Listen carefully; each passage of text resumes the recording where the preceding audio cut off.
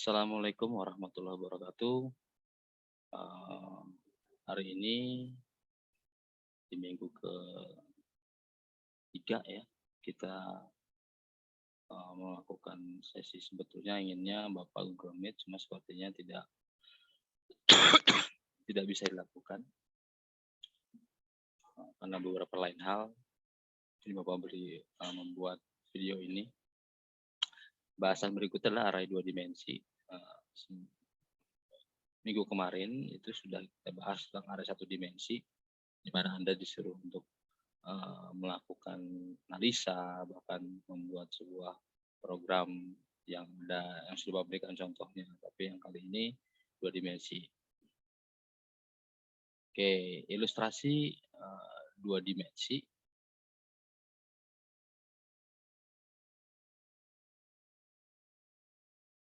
Ilustrasi array 2 dimensi ya seperti ini pada saat kita mendeklarasikan ada variabel A sebagai variabel array-nya, terus ada nilai variabel array-nya yang pertama dan kedua. Karena dia 2 dimensi, maka ada 2 buah elemen data yang akan kita deklarasikan.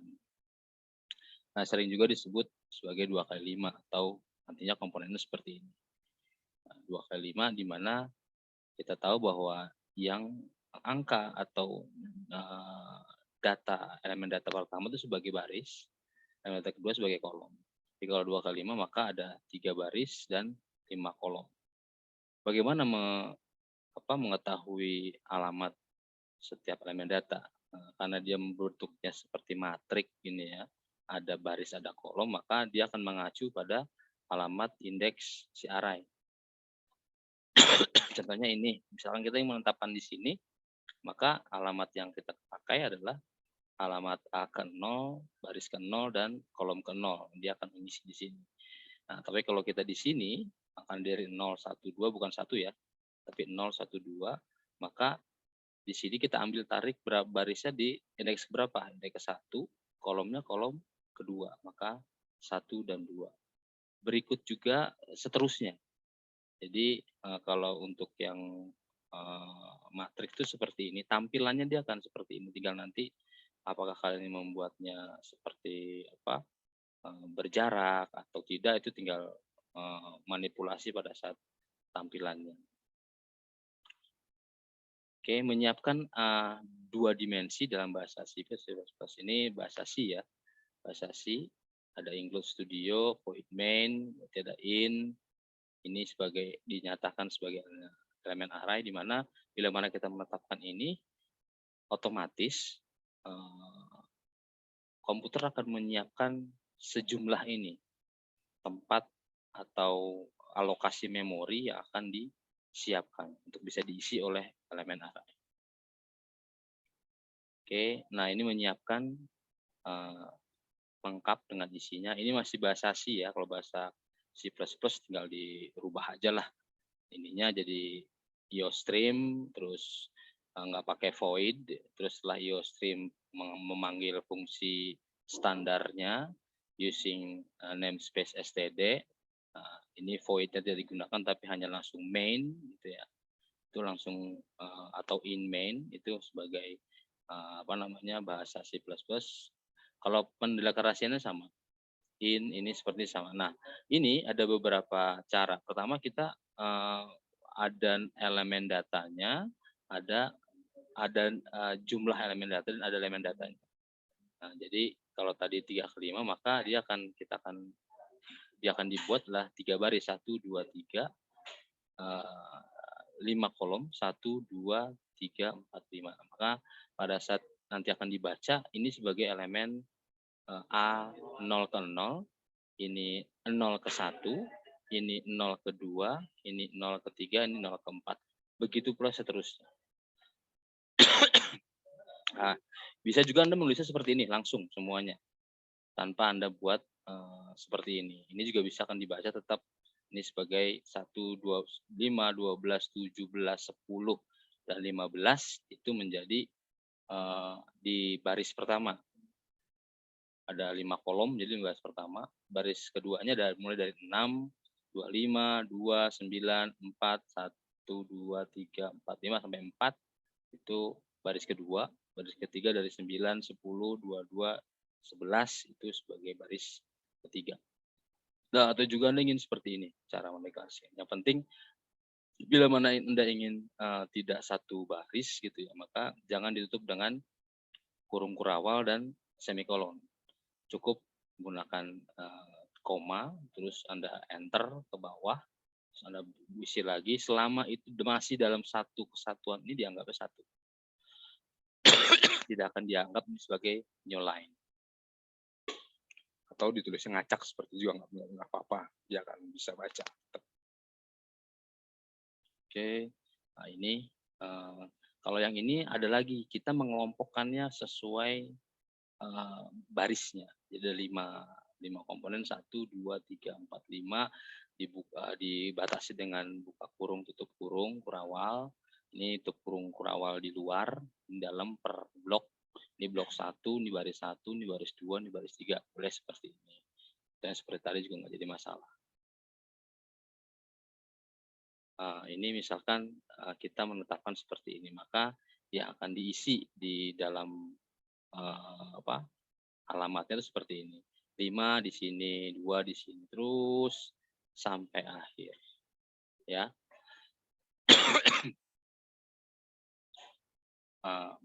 Kalau tadi jumlahnya sesuai gitu, nah, tapi kalau sekarang jumlahnya kurang.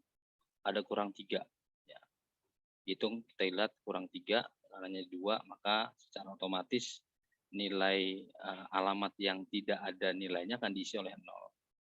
0 dan 0 beda ya. Kalau 0 itu tidak ada nilai, kalau 0 itu ada nilainya.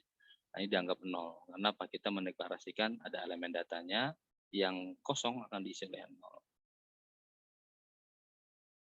Nah, ini juga, kalau ini salah satu kita buat beda. Kalau tadi sesuai jumlahnya, yang setelahnya itu adalah kurang, nah sekarang kita lebih. Ini lebih. Karena dia lebih, maka akan terjadi error.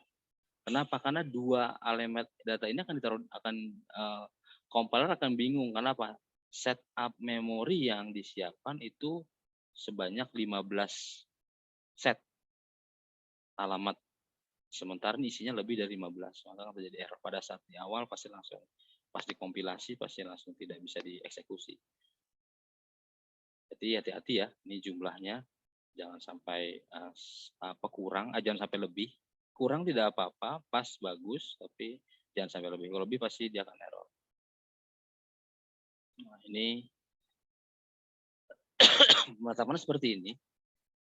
Ada contohnya juga, misalkan kita tidak menetapkan jumlah barisnya, hanya menetapkan jumlah kolomnya. Apakah akan terisi? Ya, dia akan terisi tetap. Karena apa? Kita ada elemennya. Kecuali seperti ini misalkan. Misalkan kita tidak, ini dua-duanya tidak, nah itu masih bisa karena ada elemen datanya. Yang jelas bahwa elemen data itu bisa diberikan bila mana kita tidak menggunakan atau menetapkan berapa elemen datanya. Nah, ini masih bisa dibaca dan tidak terjadi error pada saat di running. Sama itunya sesuai dengan jumlahnya. Menyiapkan array karakter 2 dimensi lengkap dengan isinya. Nah, ini misalnya kita menetapkan sebuah elemen array. Ada di sini bentuknya seperti ini ya. A, B, kita pisah-pisah. Jumlahnya sama. Nah, ini akan diisi seperti ini. Nah, ada juga yang seperti ini. Jadi dia gabungkan A, B, C, D dalam satu buah blok. Ada kutip 2 di depan, tutup 2 berkoma. Terus, nah ini dianggapnya satu blok. Tetap dihitung, elemen ini akan mengisi alamat ini sesuai dengan jumlahnya. 1, 2, 3, 4, 5. 1, 2, 3, 4, 5. Diisi di sini. Nanti boleh dicoba. Kalau memang ada kesalahan, mungkin kita bisa diskusikan seperti apa seharusnya. Ini mengisi array numerik 2 dimensi. Misalnya kita punya alamatnya 15 ya. Nah, kita ingin mengisi ini. Mengisi dengan cara manual. Ini cara manual ya, kita deklarasikan A1 dan kedua 17, maka yang akan diisi adalah di baris ke satu, alamat indeks ke satu, baris kedua berarti, dan kolom ketiga, karena dia mulai dari nol, kolom ketiga. Nah, di sini. Nah, ini misalkan kita membuatnya deklarasinya seperti ini, manual. Nah, kalau ini kita memberikan alamat indeksnya dalam bentuk variabel. Artinya apa, nanti pada saat Anda ingin seperti ini, mah enggak jadi masalah, dan yang penting kita sesuaikan dengan apa yang ingin kita isikan di alamat memori ini.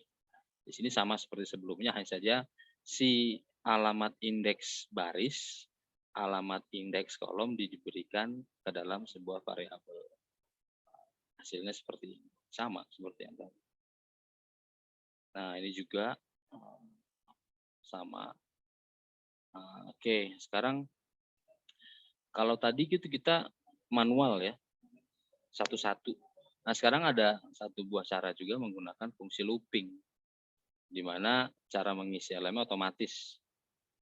Nah, di sini kita menentukan bahwa elemen yang akan kita isi adalah di indeks ke 0. Nah, J-nya itu berubah. Kenapa? Berdasarkan ini jangkauan loopingnya berapa kali. Pada saat dia pertama J 0 gitu ya, dia akan isi di A0017. Terus setelah dimasukkan jadi J1. Berarti 1 ke 0, 0 ke 1. Mana di 0 ke 1? 0 ke 1 di sini, 17. Terus 0 ke 2, 0 ke 2 di sini. 0 ke 3, 0 ke 3 di sini, 0 ke 4 di sini. Nah, begitu 0 ke 5, dia akan keluar dari looping dan tidak melakukan apa yang diperintahkan, tidak mencetak karena dia keluar dari looping for. Nah, ini ilustrasi jalannya. 0 ke 1, 0 ke 0, 0 ke 1, 0 ke 2. Nah, ini akan dicetak dalam layar seperti ini. Bagaimana Pak sisanya? Biasanya diisi 0, karena kan sudah ada nilainya. Biasa diisi 0 atau sembarang integer, tergantung nanti seperti apa hasilnya. Ini menggunakan for, kalau ini menggunakan while. Kalau while tuh kita hanya memasukkan batasannya saja. Tapi nilai awal dan apa yang akan kita kerjakan, terus penambahan nilai awal itu diberikan dalam while. Artinya pada saat J pertama itu akan masuk dulu while. Nah, ini apakah terpenuhi? Masih terpenuhi, dia akan cetak ini di sini. Setelah itu masuk lagi karena tadi J-nya 0, masuk J plus 1, J-nya jadi 1, kembali ke sini, J-nya 1, masuk ke sini. J1 masih terpenuhi, cetak sesuai. Terus sampai akhir. Nah, begitu dia masuk J5, kan di sini lebih kecil sama dengan 4, maksimal berarti nilainya 4, dia akan keluar dari fungsi looping while ini.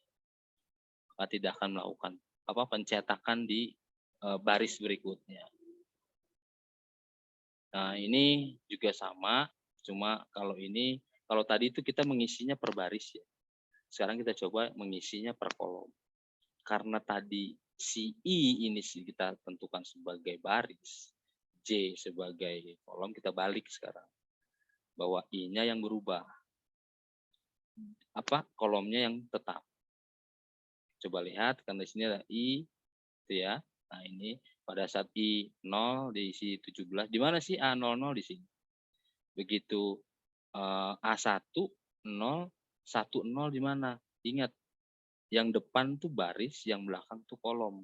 Maka kalau 1 berarti di sini. 0, 2, 0. Nah, disesuaikan dengan ininya. Dengan lokasinya.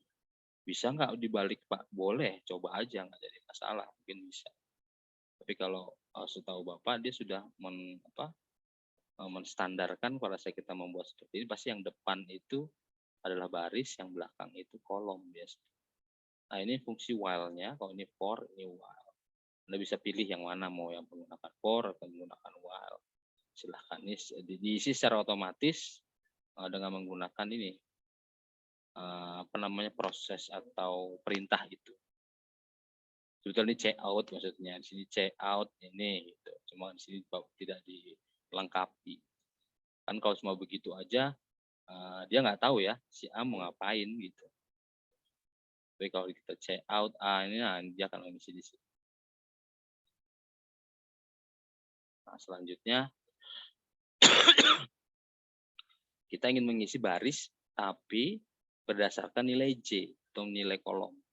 Tidak akan sama. J akan berubah. Tadi kan 17 ya, sekarang kita pakai variabel J. Maka setiap J berubah, dia akan ditampilkan. Baris per baris. Ini kolom. Sama ya. Kolom. Caranya seperti itu. Nah, ini kita ingin menampilkan seperti ini. Gimana sih? Nah, karena yang kita akan sertakan itu satu buah. Nah, di sini nih kita gunakan satu I. Tapi tetap kan dia akan baca pada saat 0. Ini 0, ini 0, I 0, 1. Tapi begitu ini 0, ini 1, dia tidak di sini kan? Kalau 1, 1 pasti di sini. 1, 1. Kalau 0, 1 maka di sini. Nah, dia tetap akan membaca ini sebagai baris, ini sebagai kolom. Nah, ini ilustrasinya menggunakan for dan menggunakan while. Jadi ya, seperti itu untuk pengisiannya secara otomatis. Karena kalau dengan menggunakan ini fungsi ini kita bisa menetapkan sebuah fungsi aritmetika di dalamnya. Misalkan mau menampilkan semua kolom ini nilai bilangan prima, semua di sini bisa dengan menetapkan sebuah nilai nanti di sini. Oke, nah ini juga kalau ini pengisiannya diisi baris per baris. Kita lihat di sini I itu sebagai barisnya, J sebagai kolomnya. Yang diisi apa? Nilai J. Kenapa nilai J kan banyak ya? 4. Karena kita mau ngisinya baris. Tapi kalau kita bisa kolom, kita pakai nilai I nanti di sini. Kenapa? Nilai I yang sesuai dengan baris ya baris, kolom ya kolom. Jadi pas ada, nah kalau seperti ini maka for pertama itu akan masuk ke sini. Nah, setelah itu baru for yang di dalamnya masuk J cetak. Kenapa tidak keluar? Kenapa? Ini masih for dalam for. Maka dia akan keluar setelah tidak terpenuhi di sini. Maka pada saat apa? Nih dilihat pada saat si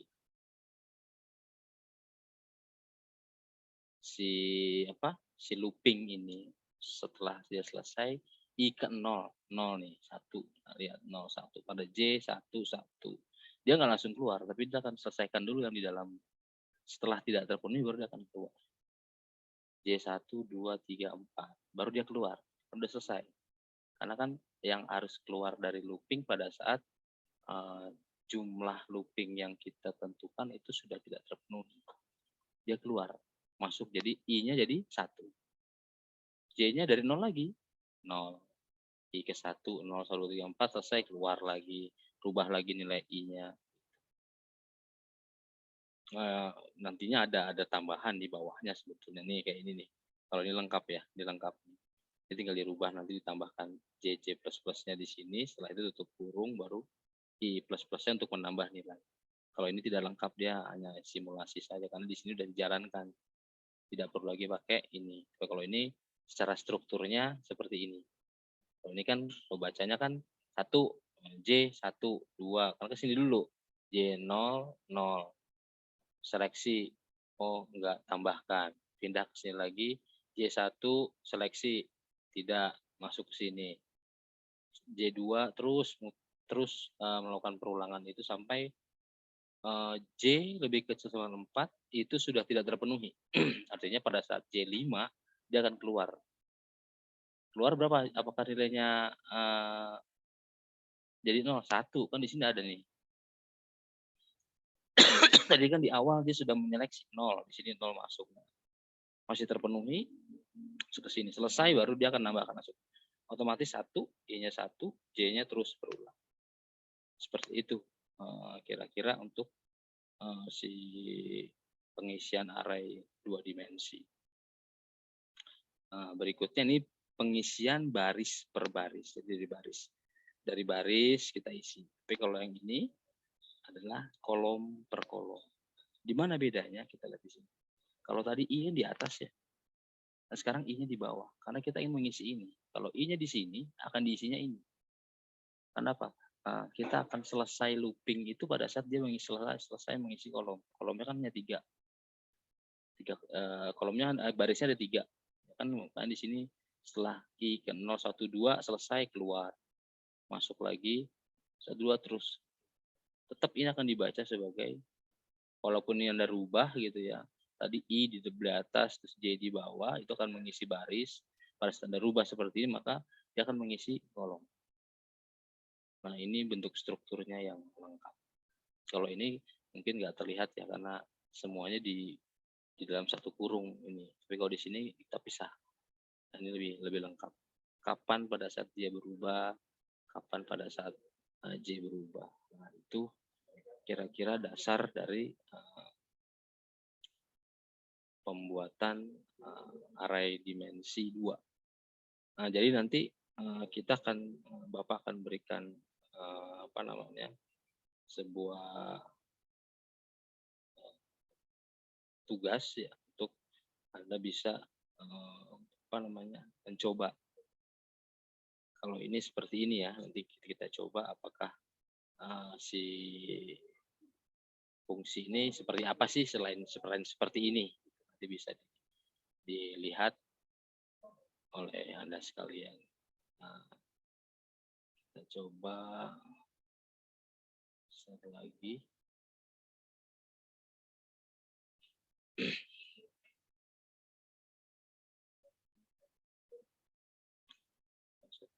Itu saja. Oke, mungkin akan Bapak lanjutkan ke video berikutnya. Ini video dasarnya, nanti akan Bapak buat video lanjutannya. Oke, selamat menonton. Semoga mendapatkan pemahaman yang cukup untuk Anda. Assalamualaikum warahmatullahi wabarakatuh.